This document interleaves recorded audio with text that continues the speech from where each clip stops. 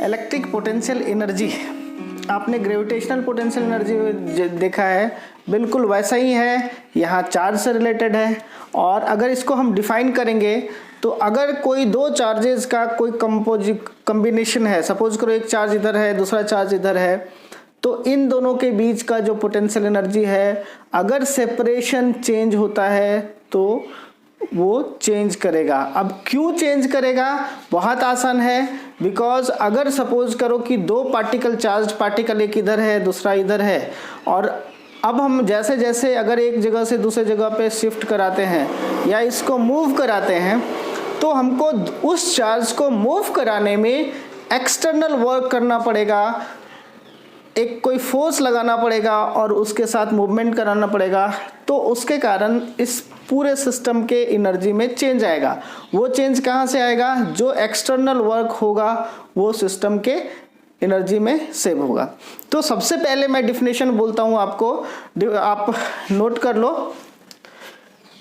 Change in electric potential energy of a system, change in electric potential energy of a system as negative of work done by electric forces as configuration changes। जैसे जैसे system का configuration change होगा potential energy में भी change होगा। अब आप suppose करो कि एक चार्ज हमने दिखाया, ये Q1 यहाँ पे है और दूसरा चार्ज Q2 इस जगह पे है। इनिशियली इन दोनों के बीच का सेपरेशन हमने R मान लिया, ओके। अब एक को फिक्स करके सपोज करो ये वाले चार्ज को कोई मूव करा करके आगे लेकर जाता है, तो अगर ये आगे मूव करेगा तो दोनों के बीच का सेपरेशन चेंज होगा, और अगर इसको हम स्लोली लेकर जाएंगे तो क्या होगा, अब यहाँ पे दोनों के बीच का कुछ और एनर्जी था, आगे जाएगा तो कुछ और एनर्जी होगा। तो चेंज इन एनर्जी जो होता है that is equal to negative of work done by internal forces या negative of work done by electric forces होता है। आप ये नोट डाउन कर लो, मैं आपको और भी एक्सप्लेन करता हूँ। ओके स्टूडेंट्स, सपोज करो कि एक चार्ज हमने यहाँ रखा और अगर ये पॉजिटिव चार्ज है तो इसके कारण फील्ड लाइंस हर डायरेक्शन में रेडियली आउटवर्ड निकलेंगे, तो इसके सराउंडिंग में एक फील्ड होगा और आप हर जगह पे अलग अलग फील्ड होगा। अब ये सोर्स चार्ज है, सपोज करो ये चार्ज जो यहाँ रखा है इसके कारण इसके सराउंडिंग में फील्ड है। हमने एक पॉइंट यहाँ पे रखा, सपोज करो ये P1 है, तो P1 पे अगर कोई चार्ज को रखेंगे तो उसका इस पे अलग फोर्स लगेगा। अगर सपोज करो कि कोई चार्ज को P2 पे रखा तो उस पे अलग फोर्स लगेगा। अब यहाँ समझने की बात ये है कि ये अलग अलग क्यों फोर्स लगेगा। सबसे पहले बात है कि अगर ये चार्ज है, सपोज करो कि पॉजिटिव चार्ज यहाँ पे, तो इसके कारण इस जगह पे इलेक्ट्रिक फील्ड का डायरेक्शन इधर होगा, इस जगह पे इलेक्ट्रिक फील्ड का डायरेक्शन इधर होगा। मैग्नीट्यूड वाइज दोनों अलग होगा, और आपको पता है कि फोर्स इक्वल टू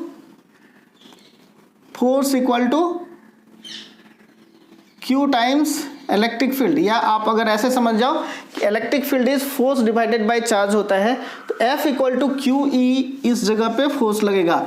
इस जगह जो अगर ये पॉजिटिव चार्ज है और यहाँ भी हमने पॉजिटिव चार्ज रखा तो उस पर repelling force F equal to QE1 लगेगा, जबकि दूसरे पे रिपेलिंग फोर्स QE2 लगेगा। अगर ये दोनों पॉजिटिव है तो दोनों का डायरेक्शन रेडियली आउटवर्ड होगा। और अब अगर सपोज करो कि ये चार्ज जो P2 पे है, अगर इसको कोई चाहे कि हम यहाँ खींच करके लाएंगे, तो हमको ये जो Q टाइम्स E2 फोर्स लग रहा है इसके इक्वल एंड ऑपोजिट फोर्स लगाना पड़ेगा, और इसको स्लोली हमको इधर लाना पड़ेगा। आप अगर सपोज करो कि एक्सटर्नल फोर्स हमने FE लगा दिया, तो ये फोर्स के चलते ये स्लोली इधर मूव करेगा, और अगर इधर मूव कर रहा है तो हमने force equal to Q times E2 था जो हमने लगाया था। अब साथ में हमने इस डायरेक्शन में डिस्प्लेसमेंट कराया, एक स्मॉल dx डिस्प्लेसमेंट कराया। तो अगर हम वर्क डन की बात करते हैं तो work done is force into small displacement dx। तो यहाँ फोर्स भी लग रहा है और dx डिस्प्लेसमेंट भी हो रहा है, तो आपको जब चार्ज को यहाँ से इधर लाएंगे तो एक्स्ट्रा वर्क डन करना पड़ेगा, और वो जो वर्क डन है वो इन दोनों के सिस्टम में स्टोर हो जाएगा। इसलिए जैसे ही किसी भी चार्ज का पोजीशन चेंज होता है वो सिस्टम का पोटेंशियल एनर्जी में चेंज आता है, बिकॉज उस पे एक्सटर्नल वर्क करना पड़ेगा। तो इसलिए हमने पोटेंशियल एनर्जी का डेफिनेशन में बताया था, it is negative of work done by internal forces या negative of work done by electric forces. हम लोग अभी एक एक्सप्रेशन डिराइव करेंगे इलेक्ट्रिकल पोटेंशियल एनर्जी के लिए। Let us suppose we are having two charges Q1 and Q2. I am writing here, we are having two charges Q1 and Q2 placed at A and B. So this is the system of charge. Initial separation between A and B is R1 and this is fixed. So charge A is fixed while B is shifted to C slowly via this way. So let us suppose a position P at a time when the separation between Q1 and Q2 becomes R, and we are taking a small displacement dr as particle moves from B to C. So initial position is at R1 from A, while finally it will be at R2 as shown in figure. Okay, अब आप assume करो कि जो Q1 और Q2 दो charges थे, हमने Q1 को फिक्स करा और Q2 को स्लोली यहाँ से मूव कराना स्टार्ट किया। अब Q2 को हम कैसे मूव कराएंगे? आप देखो, ये पॉजिटिव चार्ज है, ये पॉजिटिव चार्ज है, तो दो पॉजिटिव चार्जेस के बीच में रिपल्सन होता है। तो अगर Q1 को फिक्स करें तो Q2 पे एक फोर्स इस डायरेक्शन में लगेगा जो उसको उसी डायरेक्शन में पुश करेगा। तो अब किसी चार्ज पे अगर नेट फोर्स लग रहा है तो ये एक्सेलरेट होकर आगे जाएगा। अगर मैं छोड़ दूं तो एक्सेलरेट, ये यहाँ से इसका स्पीड बढ़ता हुआ जाएगा और आगे भागेगा। तो मुझे वैसा नहीं होने देना है, मुझे स्लोली ले जाना है। तो उसके लिए हमको एक कंट्रोलिंग फोर्स लगाना पड़ेगा जो एक्सटर्नल फोर्स होगा, और उसके कारण Q2 जो उधर जाना चाह रहा है उसको पकड़कर बैक डायरेक्शन में रखना पड़ेगा। ठीक वैसे ही जैसे सपोज करो कि कोई रिक्शा है, वो एक स्लोप वाले जगह पे खुद से जा रहा है, उसको अगर रोकना होता है तो उसका ड्राइवर आगे नहीं पीछे के डायरेक्शन में फोर्स लगाता है, या कुछ लोगों को बोलता है आप पकड़ करके ब्रेक लगा करके धीरे धीरे जाने दो। तो हमको एक एक्सटर्नल फोर्स लगाना पड़ेगा जो इलेक्ट्रिक फोर्सेस के अगेंस्ट काम करेगा। तो इस केस में हम लोग सबसे पहले कैलकुलेट करेंगे कि अगर चार्ज को B से C तक जाने दिया जाता है तो किसी समय वो पॉइंट P को क्रॉस कर रहा होगा, और सपोज करो कि यहाँ पे पार्टिकल पे जो फोर्स था वो था C Q1 Q2 divided bye R²। So work done in small displacement dr, अगर यहां से यहां तक जाने में एक स्मॉल डिस्प्लेसमेंट में वर्क डन निकालना है तो it will be force into displacement F dot dr, और this is the small work dw। यहाँ से यहाँ जाने में dw वर्क डन करना पड़ा और F डॉट dr हुआ। अगर सपोज करो कि मुझे टोटल वर्क डन निकालना है, then we can calculate it with integration dw, integral dw equal to integral F dot dr। dw work done है, अगर सपोज करो स्टार्टिंग पोजीशन से एंड पोजीशन पे ले रहा, F का वैल्यू है C Q1 Q2 by R², और dr का वैल्यू कहाँ से कहाँ तक, स्टार्टिंग में ये R1 पे था और ये R2 पे पहुंचा। वर्क डन की जो हम बात करेंगे तो वर्क डन का वैल्यू 0 से लेकर W तक हुआ, यहाँ पे था तो कोई वर्क डन नहीं था, यहाँ से जैसे जैसे मूव करा के यहाँ तक ले आए तो W वर्क डन करना पड़ा। हम इसको सॉल्व कर सकते हैं। This is integral, so dW का integration W with limit 0 to W equal to integral F का वैल्यू अगर पुट करेंगे तो C Q1 Q2 divided by R square into dr value R1 to R2। ये simple integration है, जो constants है वो बाहर निकल जाएंगे, आपको निकाल देना है। C कांस्टेंट है, Q1 Q2 भी कांस्टेंट है, so they have taken out. अब इंटीग्रेशन के अंदर 1 by R square dr limit R1 to R2। आपको समझने में प्रॉब्लम तो नहीं हुई?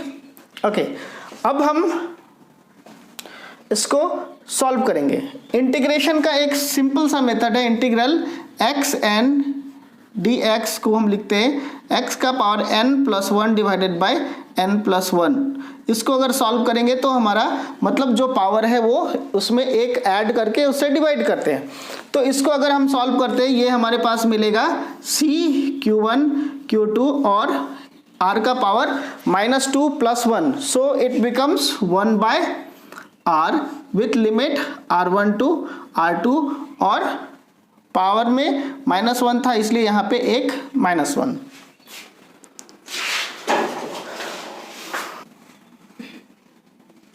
Okay, LHS is W -0 is W, this is work done. आप यहाँ से देखेंगे minus of C Q1 Q2 और ये आ गया लिमिट R2 और R1 है, तो हम सबसे पहले अपर लिमिट R2 रखेंगे -1 by R1। Okay, this is work done in moving charge from B to C, और ये जो वर्क डन है ये वर्क डन एक्सटर्नल फोर्स के द्वारा वर्क डन नहीं है, ये वर्क डन उस फोर्स के द्वारा है जो उसी डायरेक्शन में लग रहा था। So it is internal force और work done by electric forces. और as per definition change in potential energy is negative of work done, so we will take this negative sign as here. It becomes -W equal to C. You can write C is constant 1 by 4 pi epsilon naught Q1 Q2 1 by R2 minus 1 by R1। Very simple. आप अगर इसको समझेंगे तो change in potential energy, change in potential energy, अगर इस initial separation में particle का potential energy U1 था, बाद में U2 हुआ, तो it can be written as final potential energy minus initial potential energy, U2 minus U1, and this is equal to Q1 Q2 by 4 pi epsilon naught 1 by R2 minus 1 by R1। Okay, ये आपके पास expression आ गया। This is change in potential energy equal to negative of work done, and this expression you have got. अगर R1 से R2 पे गया तो इस तरह से एक्सप्रेशन मिलेगा। अब ये पूरी चीज को थोड़ा उल्टा समझते हैं। ये जो चार्ज पार्टिकल को यहाँ लाकर रखा गया था, स्टार्टिंग में यहाँ पे लाने से इसके पास एनर्जी रहा होगा। अगर हम ऐसा समझते हैं कि initially both charges were at infinite separation, मतलब Q2 जो चार्ज था वो इन्फिनिटी पे था और बाद में उसको हमने अपने पोजीशन पे लाया। अगर ऐसा था तो फाइनल पोजीशन में इनिशियल मतलब initial U1 tends to infinity, U1 is potential at infinity. So अगर पार्टिकल के बीच में इनफाइनाइट सेपरेशन है तो उसका पोटेंशियल एनर्जी 0 होगा। स्टार्टिंग में इन्फिनिटी पे रखा वो 0, और फाइनली ये आ गया U2 पे, उसका वैल्यू हमने U ले लिया सपोज करो, तो हमारे पास जो वैल्यू होगा, अब इसके करस्पॉन्डिंग देखो, इनिशियली R1 इन्फिनिटी पे था, और R2 है वो अगर सपोज करो R सेपरेशन पे आ गया, ये वैल्यू हम इसमें पुट करेंगे। हमारे पास जो वैल्यू आ रहा है U2 इज U, मतलब final potential energy minus 0 potential energy at infinite separation, अगर किसी चार्ज पार्टिकल को इन्फिनिटी से वहां तक लाया तो इक्वल टू, अब ये हमारे पास जो एक्सप्रेशन आ रहा है ये बहुत ही देखने लायक है। This is Q1 Q2 by 4 pi epsilon naught. R2 जो हमने लिया है वो फाइनल सेपरेशन है, so this is R minus R1, initially वो इन्फिनिटी पे था। So potential energy is Q1 Q2 by 4 pi epsilon naught R।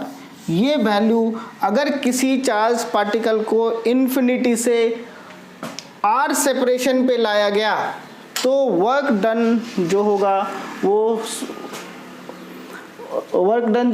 Q1 Q2 by 4 pi epsilon naught R होगा, और ये उस पार्टिकल का पोटेंशियल एनर्जी होगा। तो आपको ये एक्सप्रेशन आ चुका है, आप इसे नोट डाउन कर ले। पूरे सिस्टम में, पूरे प्रकरण में हमने ये एज्यूम किया था कि एक चार्ज फिक्स था और दूसरा को मूव कराया गया था, ये याद रखने की चीज़ है। अब अगर सपोज करो कि दो चार्जेज हैं, अगर एक चार्जेज Q1 है और दूसरा चार्जेस Q2 है, उन दोनों के बीच का सेपरेशन अगर R पे है, सपोज करो 1 मीटर के सेपरेशन पे या कहीं दोनों रखा है, तो उन दोनों के बीच का जो पोटेंशियल एनर्जी आएगा this is Q1 Q2 by 4 pi epsilon naught R। इसका मतलब ये है कि इन चार्जेस को यहाँ तक लाने में किसी एक्सटर्नल एजेंट को इतना वर्क डन करना पड़ा होगा, और ये जो पोटेंशियल एनर्जी है ये सिर्फ डिपेंड करता है R पे, उन दोनों के बीच के सेपरेशन पे। मतलब ये चार्ज को कहाँ से घुमा कर लाया गया या किधर से R इधर लाया, इधर लाया, इधर लाया, इधर लाया, किसी भी पोजीशन पे रखे, अगर सेपरेशन है तो सिर्फ उतना ही पे डिपेंड करेगा। ये डिफिनेशन हो गया पोटेंशियल एनर्जी का।